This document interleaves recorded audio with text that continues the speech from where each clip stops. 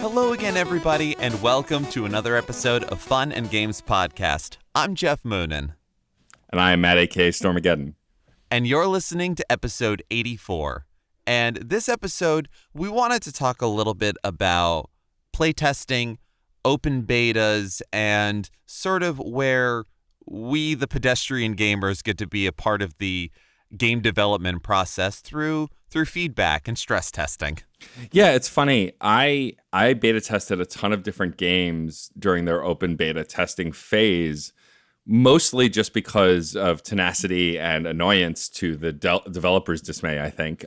Like now that Geoff and I are in the finger quotes games industry, not but that there's anything wrong only with on the the game. finger quotes level, only on that level.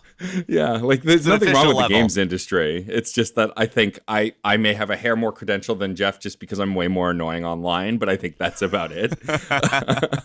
But that said, like I remember specifically for me when MMOs were really gaining steam beyond EverQuest, like the MMO that the first MMO I remember looking forward to, knowing it was coming. And I think I talked about this in our character creator episode a little bit, was City of Heroes, because I've always been a big comic book nerd, and like every time I got out of a comic book movie, even in the early days when they weren't as good, I wanted to then be a superhero, go home and play with my toys, go play a game that had superheroes in it. And so to be able to create your own superhero in a game and then play through it was just endlessly fascinating. And I remember getting into the open beta for that, and this was back in the days of dial-up. See, kids, before there were hardwire internet connections that were super fast, you had to dial into a phone line to connect to the internet. It made squeaking sounds. It was really, it was a different time. And if you wanted to download a patch for your for whatever game you were playing over a phone line, woe be unto you. Megabytes per minute. Pretty much, yeah. And so I remember beta testing this game, but like we had two phone lines in the house line and then my brother's phone line. And the internet connection was on my brother's phone line. And so I would have to make sure he wasn't on the phone in order to use the internet. It was daunting, to say the least. Yeah, I know that feel. My house, when we got a second phone line for a fax line, that was a good day. It was a good day for online gaming. And so like I remember beta testing that game and trying out new stuff and it being broken in the beginning and all that stuff. And it was really fun to see like the ins and outs, how you could submit tickets to like say when something was broken. Like it was really cool to get that like kind of almost behind the scenes look at a game that wasn't ready for mass launch yet, but you got to get like dig in a little bit. Yeah, and it's kind of funny because we talked about game demos and demo discs a number of episodes ago, and when we were gearing up to talk about this, I realized that the open beta, the online playtesting, has kind of become what the demo disc, what it's evolved into. We still have game demos, but as more titles have online features, multiplayer features, or are continually evolving a la DLC and patches, the best way to develop and find these things is to have all of us get our grubby little hands in there and find what works and what doesn't work, find when things break or break down. If something is a self-contained experience and doesn't need updates necessarily, you can take your time playtesting it, you can close loops a little better, and in some cases, the things that break apart can become part of the charm. Anybody who has watched speedruns or just has old favorite games knows how that works. But nowadays, more complicated environments and larger ecosystems, when things break, they can break hard. So it's kind of cool to get to be part of that experience when you choose to, when you elect to engage on that. And it's interesting to think about sort of the responsibility of it. Because, well, Matt, you mentioned like filling out tickets and letting know bugs and things that are going on. It's cool. It's almost like a neat little like feeling of like I'm being part of the development of the game. I'm getting to see all this before everyone else, but it's not early access. Not really. Right. there's a responsibility to kind of this isn't a complete experience. At that break, don't complain about it. Let people know in a good way. Don't just blast it. For sure, yeah. I mean, a lot of games now actually go into early access. Like the one that's at the forefront of my mind is this action platformer game called Foregone, which I saw at PAX East way back in the olden day of March 2020, which feels like forever ago at this point.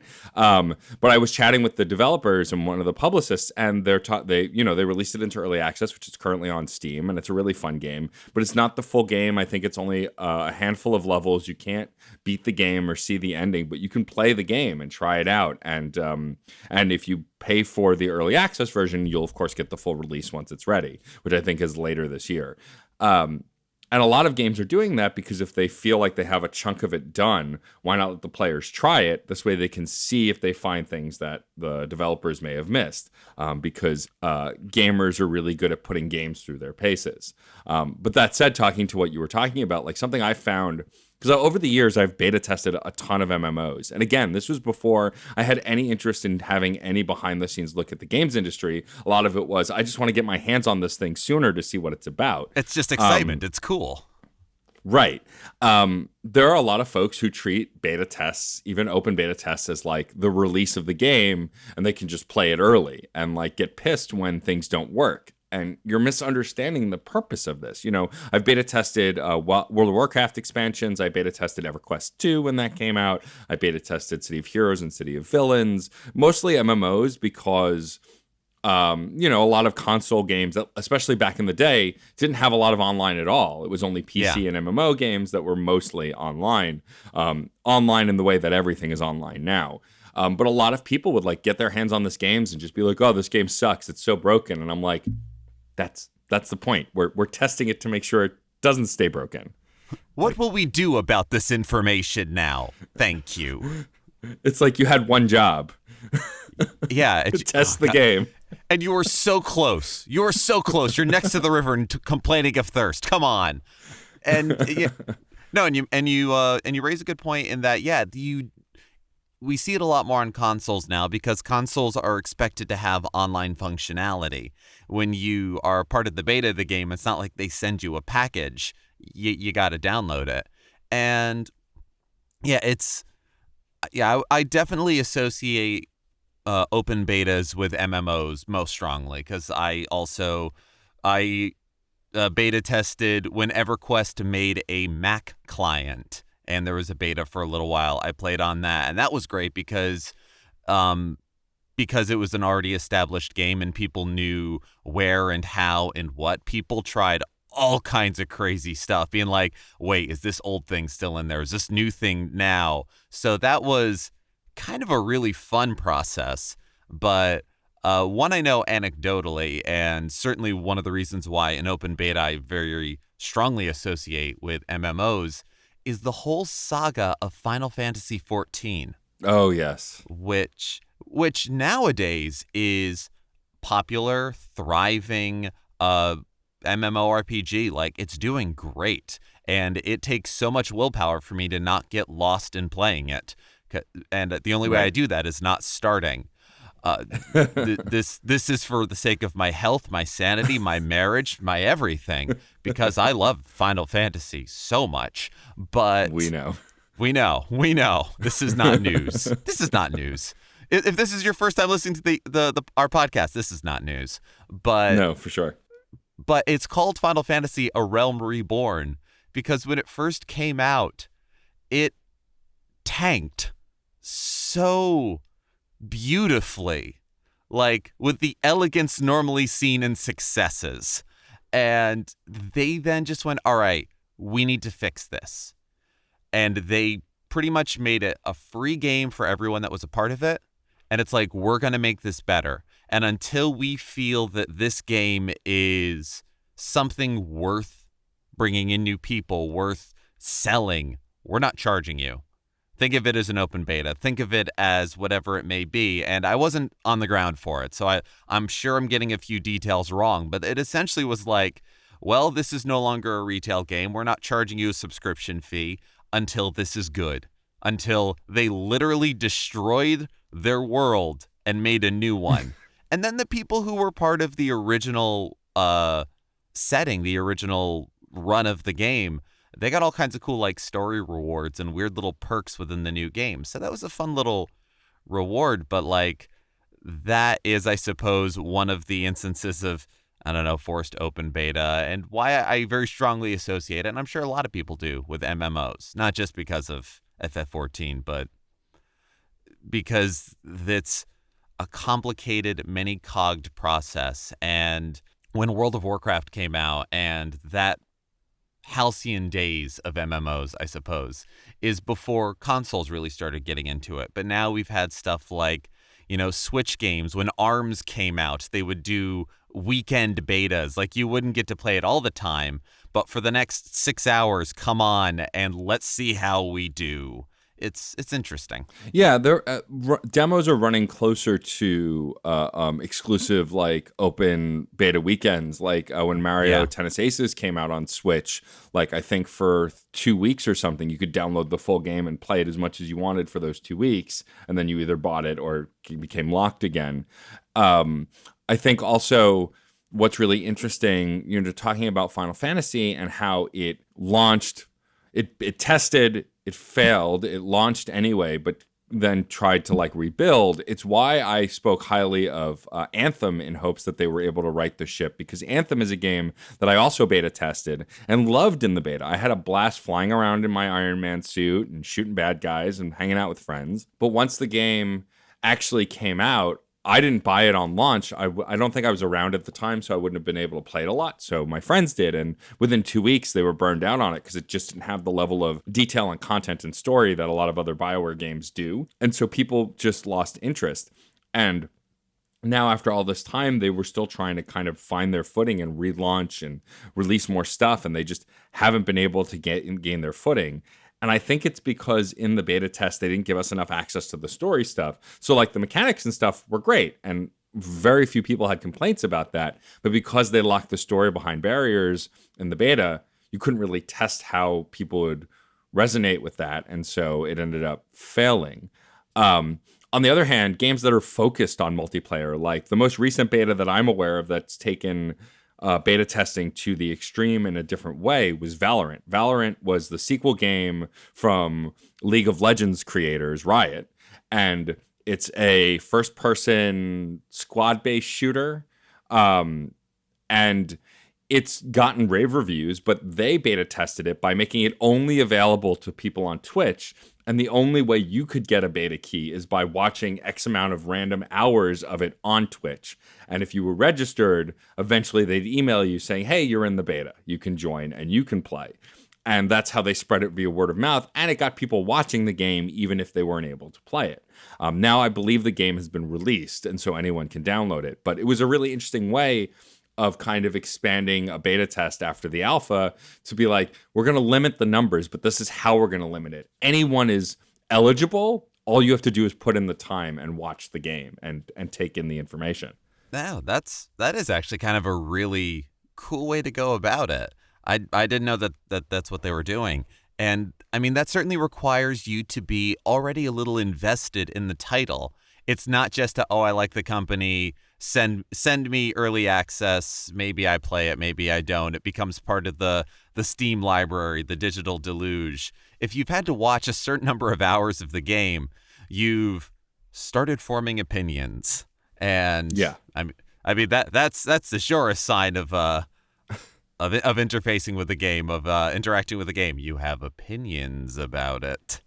But yeah, I mean, that said, also, you could just leave your browser window open watching streams of the game and walk away and it still counted. But yeah, from what I gather, true. a lot of people were involved. I think what's really interesting about beta tests and the way we engage with the testing side of gaming is so much more different now, because a lot of that information is way more public. Like when something goes into alpha or goes into beta or talks about release dates or talks about fixes, like all of that is public now and posted even on Twitter. Like for you and I remember when Bloodstained finally came out and the Switch version was having issues, like both of us were checking the Twitter and the Kickstarter page constantly because that's where those releases, updates, and changes were being posted. You know, a lot of that information is way more public now. Like, I'm sure, like me, in the old days of MMOs, you never read the patch notes unless you were looking for something specific about a class that you liked, that you played, that was changing. And so then you would browse the patch notes for the specific changes you were looking for. You were just like, oh, there's patch notes. Who cares? I feel like now it's a way more involved process because people are more interested in the bones of it.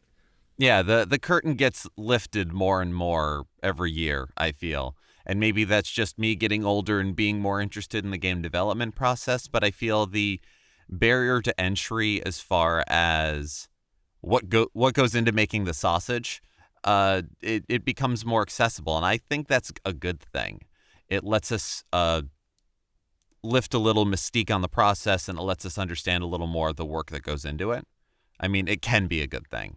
But yeah, no, I'm with you. I would, if the patch notes weren't too long, I would read all of them. And then otherwise, yeah, I would skim. But yeah, there's a little more of the nitty gritty. And you bring up a great point with when you brought up Bloodstained, because one of the other big spots where kind of playtesting and things are a bigger deal nowadays are backed games.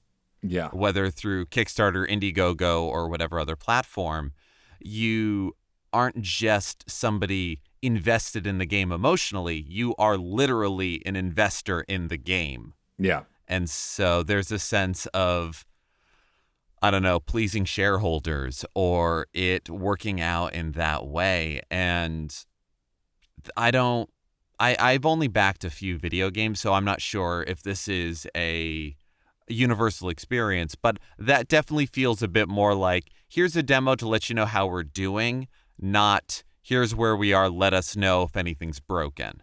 But yeah. I'm not sure about those things. Sure. I mean, I would say that actually an interesting side of beta testing that's existed for a while, but I hadn't had a taste of it for a long time that I did back in March, mentioning PAX East again, is I played Boyfriend Dungeon on the show floor. And afterwards, Victoria Tran, who is the awesome community manager at Kid Fox Games, who I will eventually bring onto this podcast, who I adore, who I got to meet in person for the first time at PAX East after following her on Twitter for a while. Like, she immediately after I was done playing, she knew how excited I was to play the game. I'd come to the booth a bunch of times before playing it on the last day. And she asked me a ton of questions like, what did you think? How was the combat? Did you really enjoy it? Did you have a favorite sexy sword? Slight tangent, by the way, they just released in a press release the other day that they have a goth boy who turns into a scythe with like a bone handle. And I'm like, of course, yeah. I'm like, are you reading my diary? Like, how dare you? Obvious in hindsight. There we go. Day one purchase. But that said, like, you know, I mean, as the role of community manager, of course, you want to engage with the community. Anyone playing the game is obviously interested on some level. But still, like, asking detailed questions about the combat and stuff. I mean, she might have also known, because I was associated with some games media, that I might have a deeper thought process. But still, I think that there's a level to beta testing at cons like that, depending at what stage a game is in. I mean, like, much to my dismay, Boyfriend Dungeon has a nebulous 2020 release.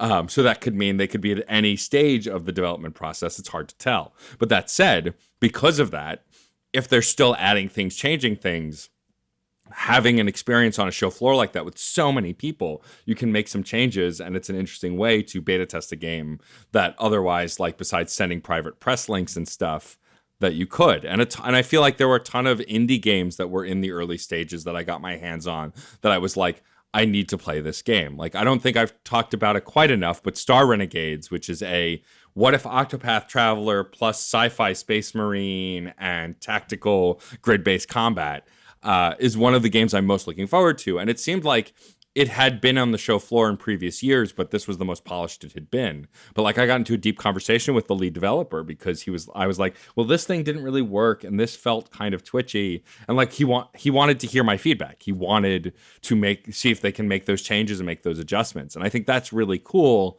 and a thing that I don't know if we've always done at conventions. I feel like I've always played games, but I feel like in the past, at least at Comic Cons, like at the Nintendo booth, it's like, here's the mostly finished game, play it, it'll be out in a few months. Whereas with the indie side at PAX East, it felt more like, here's a game that is at some point of its development. What are your thoughts? We might be able to make it better for everybody. Yeah, because in a way, it's advertising for both. Right. But one is far more, it's coming. Here's the thing. Yeah, the Nintendo booth, you get the feeling they're not going to take your opinion on board at the booth there. They're going to release the game anyway, however it is.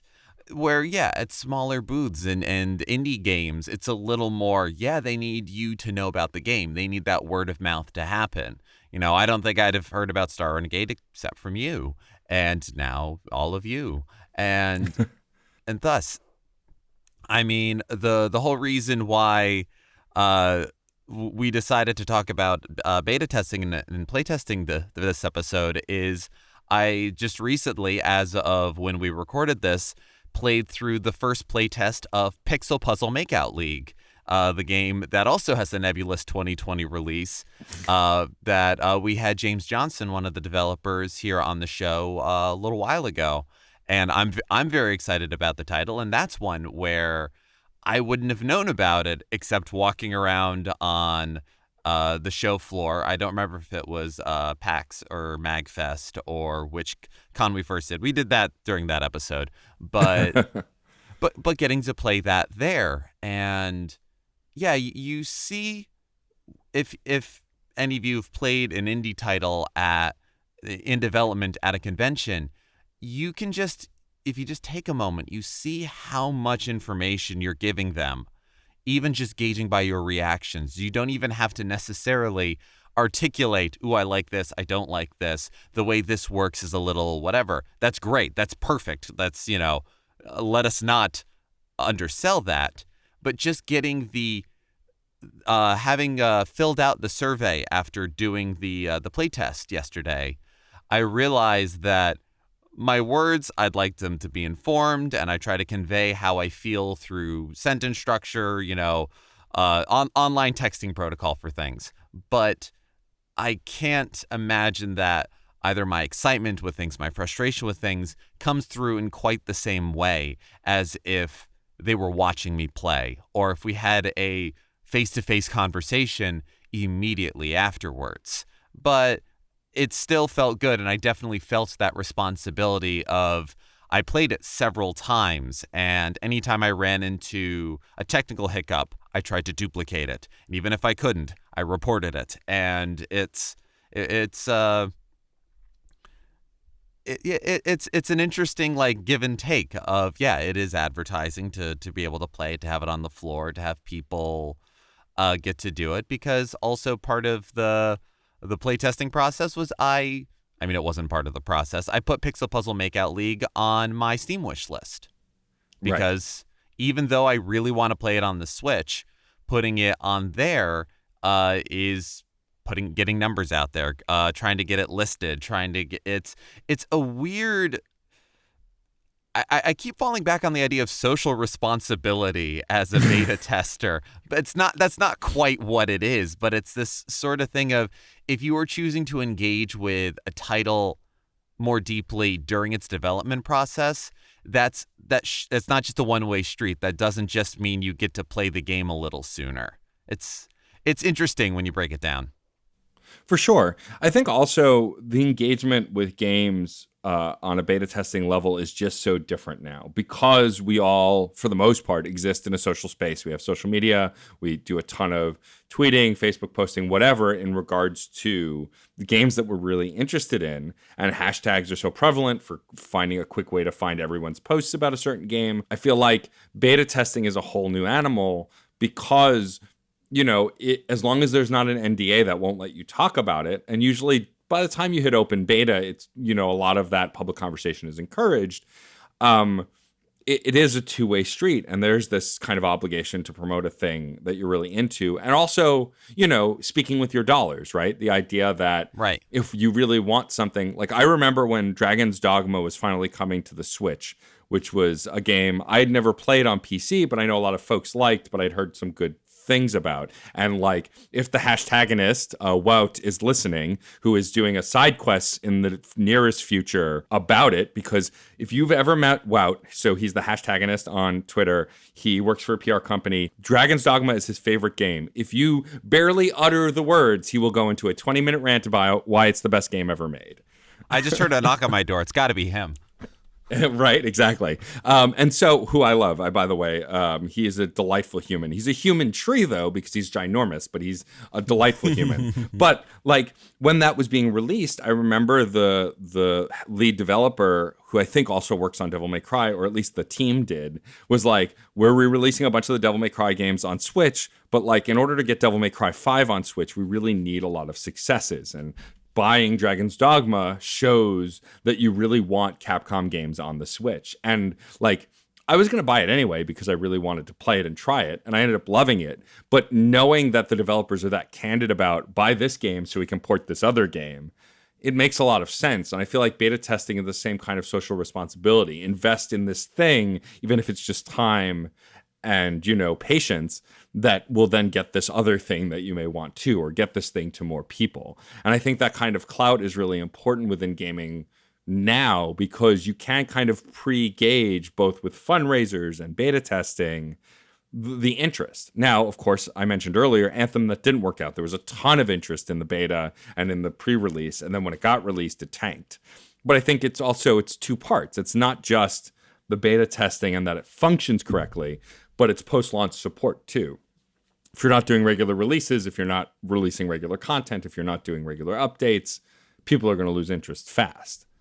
Yeah, and it's also this two-way street with greater transparency, whether on social media or just in the development of the game in general, on its Kickstarter page or the company blog, whatever it is.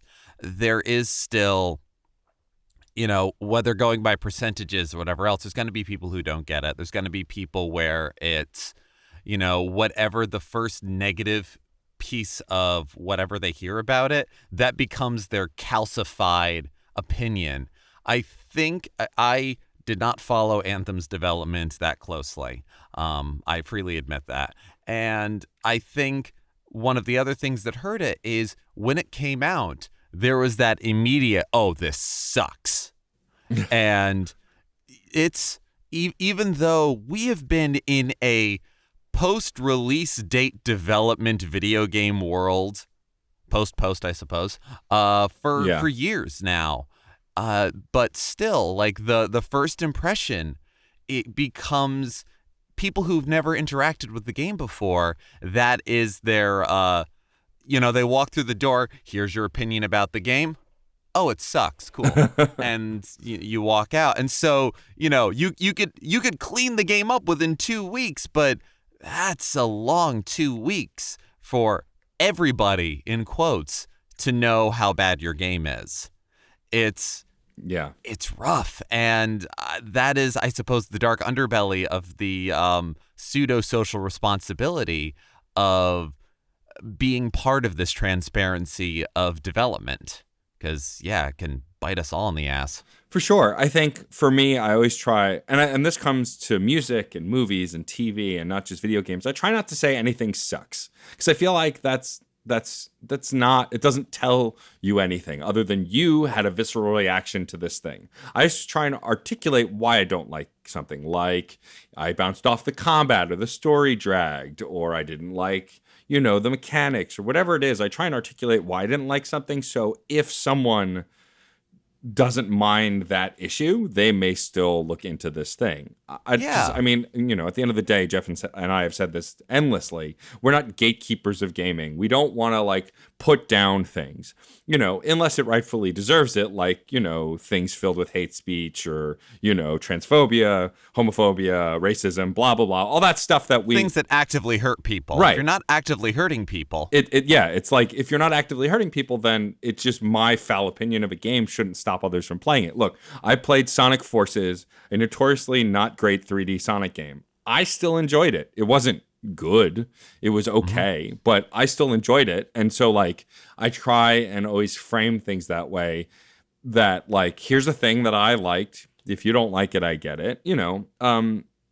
And I think with beta testing, there's that responsibility too of if a game glitches or crashes or the graphics bug out or mechanics aren't working right, to just go, this game sucks because this happened, instead of articulating what happened and why you think it's a problem and letting the devs know so they can possibly fix it. It feels like there's a breakdown in the level of responsibility and communication, which is key, I think, to the word of mouth of gaming, which is a big way. Like, I don't know about you, but I take a recommendation from a friend or someone or a games journalist I trust at a higher regard than even my own opinion sometimes. Yeah, it's that idea of, we know what we like as gamers, as consumers of media, but also it's that whole philosophical of idea of, even though we live within ourselves, we only observe ourselves so well. We can only see ourselves from so many angles. Friends, fellow gamers, and those whose opinions we feel align with ours can kind of observe us in ways that we can't, and are able to make curated recommendations to us. Because we see what we see, and it's like, oh, but wait, I know that you like these kinds of games. And, Matt, I know you don't normally play first-person shooters, before 2020, but it's like, but this one might really be the thing that gets you into it. And yeah, those sort of opinions, those sort of recommendations, that sort of curation, it's powerful. And it should be respected, feared, and treated as the responsibility that it is. I'm not saying we need to overthink it, but all I ever do is overthink things. So this is yeah, which is why I put the disclaimer. Yeah, right.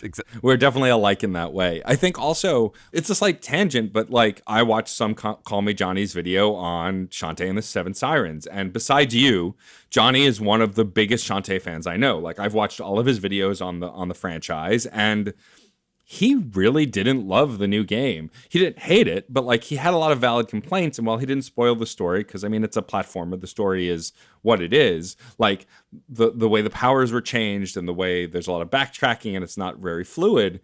It may this was a game that I wasn't going to buy anytime soon because I have too many games to play as it is, a common problem amongst modern gamers. But that said, it's on my wish list and I still want to play it. But because I trust his opinion so much, it's bumped back on the priority a bit, because I'm like, well, if Half Genie Hero was better and people are still saying Pirate's Curse is the best, maybe I'll get Pirate's Curse first on Switch and then I'll buy the new one. Like, because I like Shantae and I like the series from what I've played of it, as limited as that is. But because I respect his opinion so much, it had weight on me when he said it didn't live up to the other games. That's fair. No, and I definitely, definitely go for Pirate's Curse. I haven't played Seven Sirens yet. I bought it on limited run, so I'm not going to be playing it until the physical copy shows up on my doorstep. But yeah, Pirate's Curse is probably the purer Metroidvania platforming experience for it. And the weird thing is the fact that was the game that got me into the series, and it's the one most unlike the rest of the series because you don't have transformations, you don't have magic genie powers. Yeah. But yeah, no, and these things are good to know, and I already bought the game, so when it shows up, I'll have my opinions and my ideas on it, and yeah, this is one of those things where you don't just go, this game rules, this game sucks. It's like, why do you enjoy it? Why do you not enjoy it? Plus, there's way more fun ways of saying a game sucks. Being like, it bores me. That's very informative. Trying to get through the combat fills me with an indescribable rage and frustration. Very descriptive. There we go. Even if it's indescribable. Now I know why you don't like it.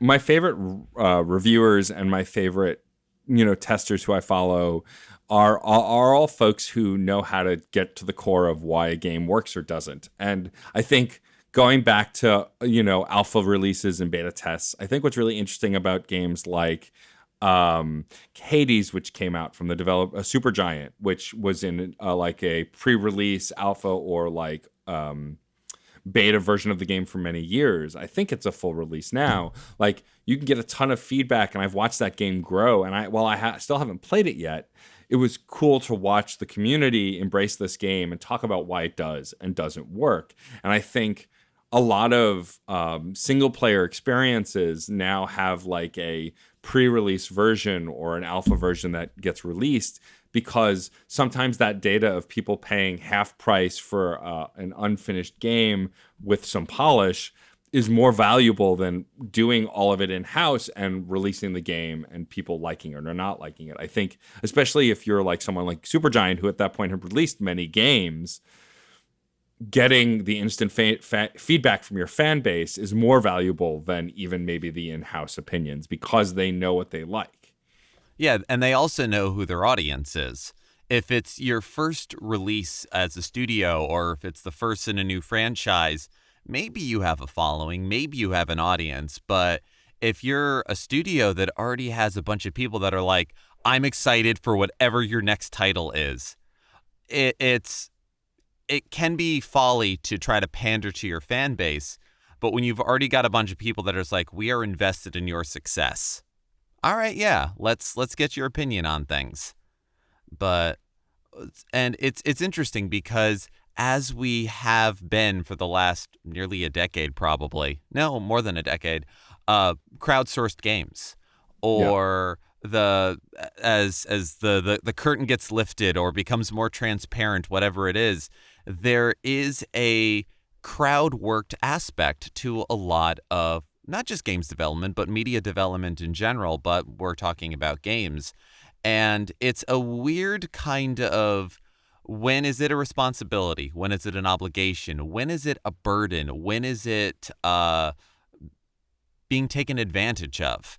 It's the idea of a lot of us want to be part of making games, whether we are, bedroom coders or just aspirationally, we don't know what we want to do. We want to be part of games. And this is, I come at this as a voice actor, the idea of, yeah, I want more game credits, but at what cost? Literally, at what cost to me? There was, not too long before this episode was recorded, there was a whole big controversy over a title that is being developed in its own studio, but being published by Crunchyroll, that was hiring voice talent and was offering a very measly pay rate. I think it was $1 a line. And so, you do 10 lines, you're getting $10.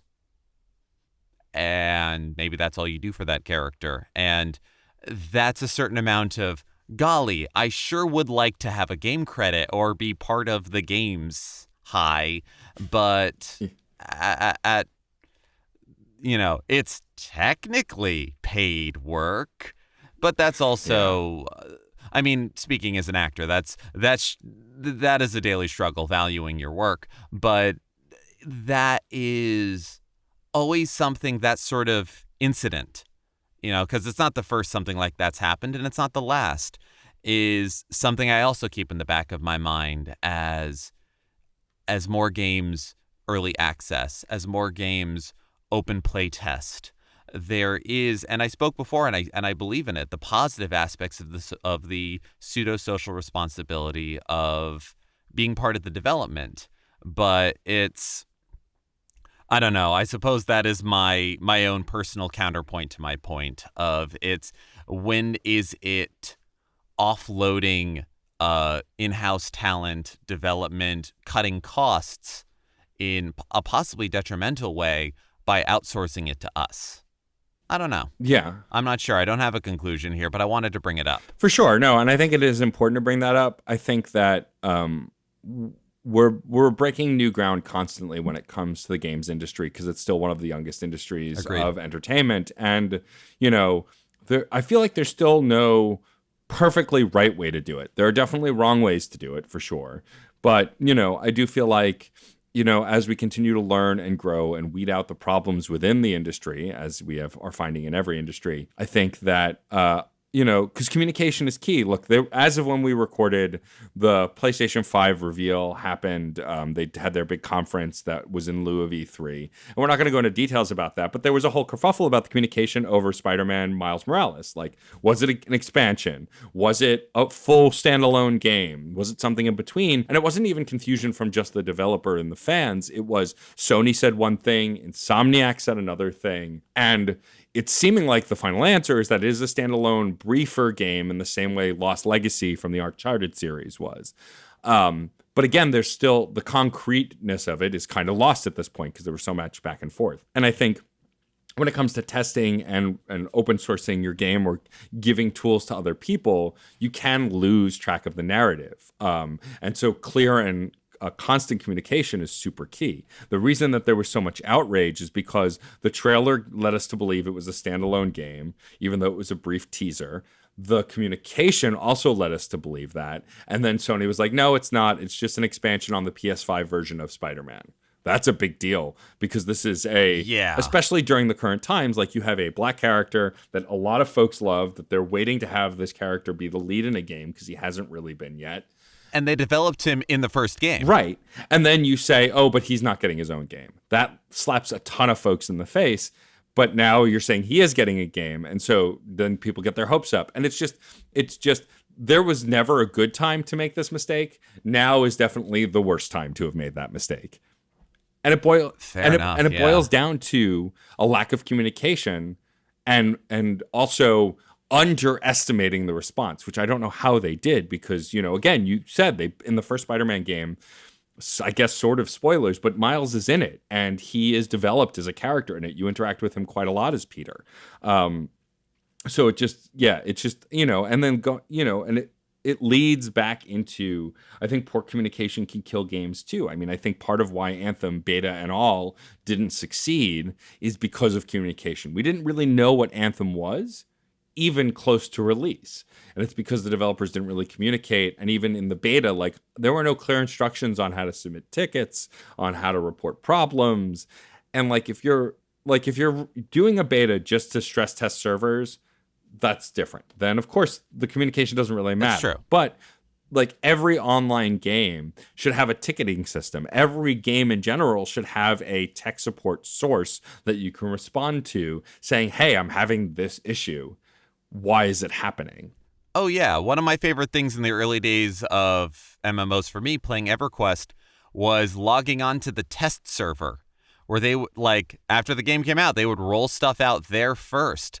And every now and again, some lawless insanity went on, and it was great. But you knew what you were getting into when you went on to the test server. You couldn't bring you had to make a character on there. It was a whole thing. And it's funny that now intriguingly, communication is key on all of this. I think that's one of the big points we're boiling down to.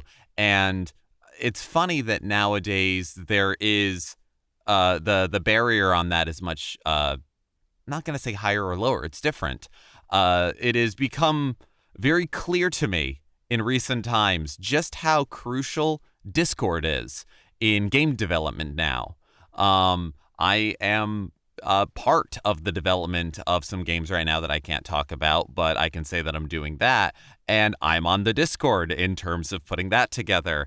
And I backed the Kickstarter for Sabotage Studios' Sea of Stars. Yep. And I'm super excited about that. I don't care how long it takes. Anytime I back a video game on Kickstarter, it's I don't care how long it takes.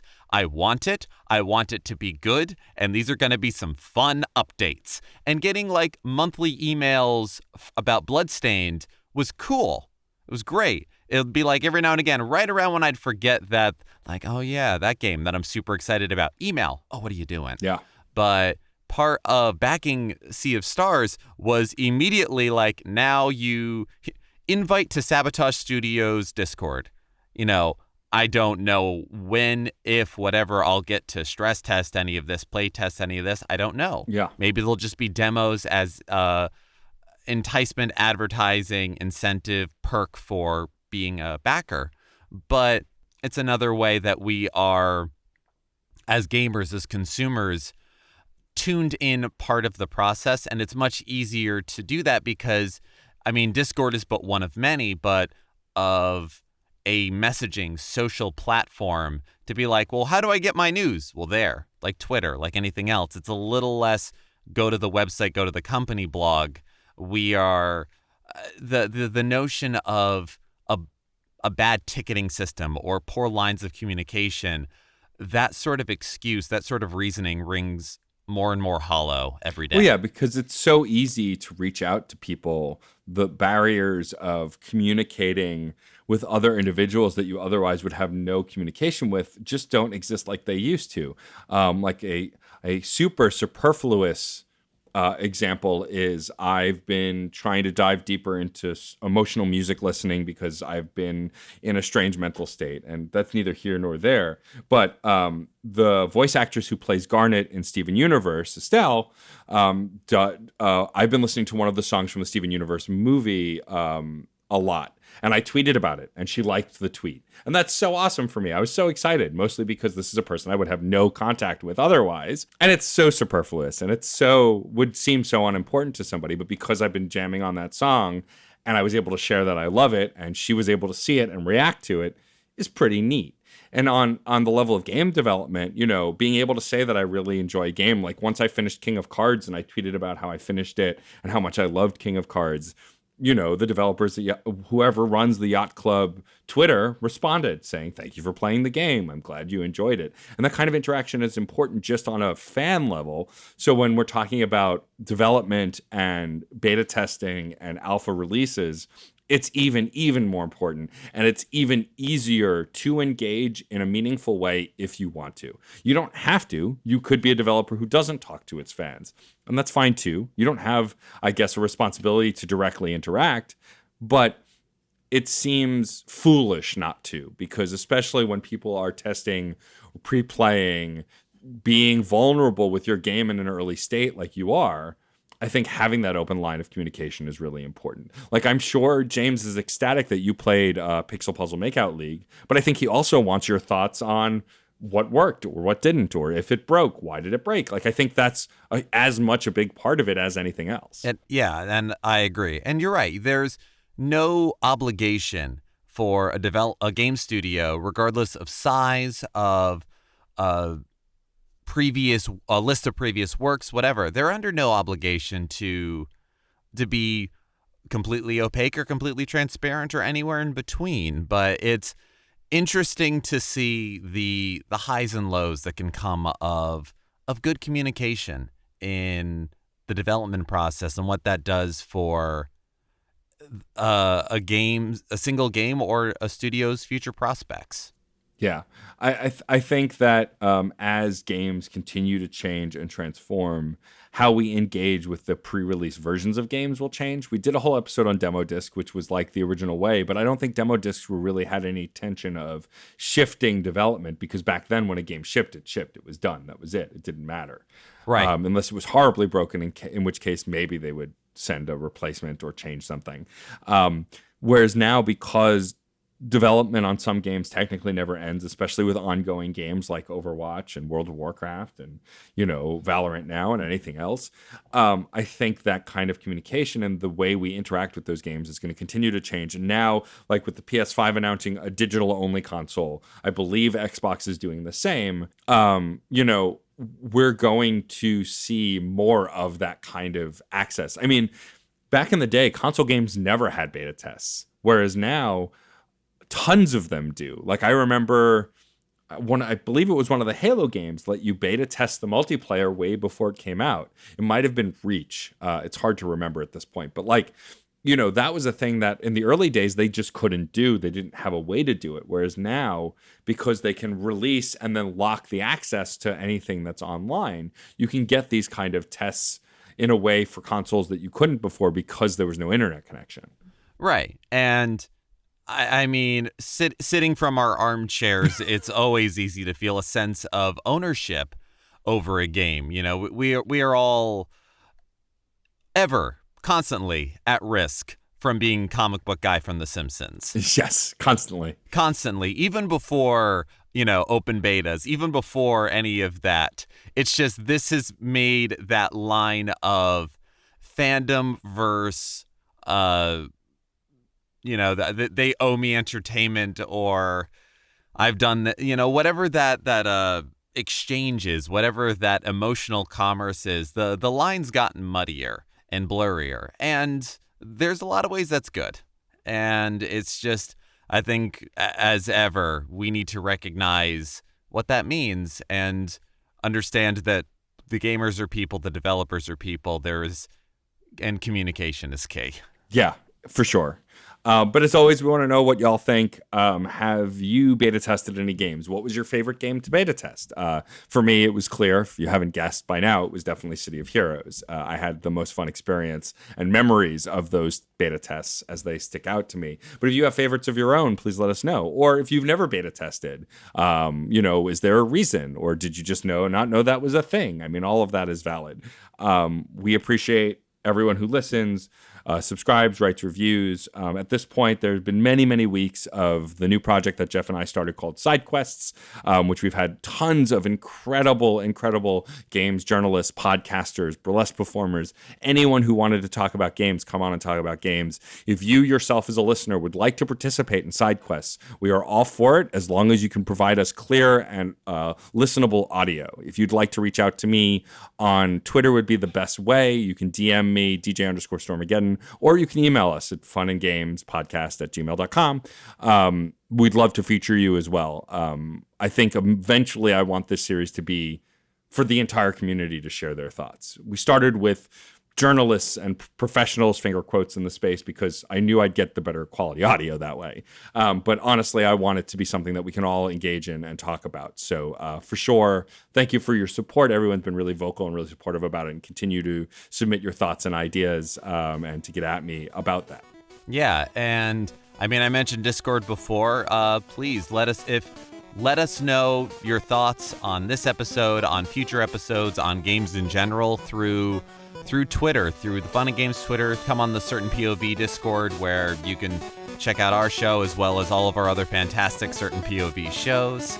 But we keep talking about communication this episode, and as ever, this is a conversation. Thank you for being a part of it. I'm Geoff Moonen. And I am Matt A.K. Stormageddon. And happy gaming.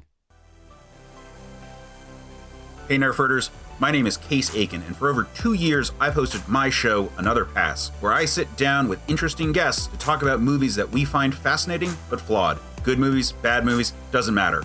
We find ways that they could have been improved. So if you ever thought that a sequel dropped the ball by forgetting about a plotline, that an epic could have been saved by introducing the director to an editor, or that a comedy didn't work hard enough to have some substance behind the laughs, then check out Another Pass podcast at certainpov.com or wherever you get your podcasts. CPOV. CertainPOV.com.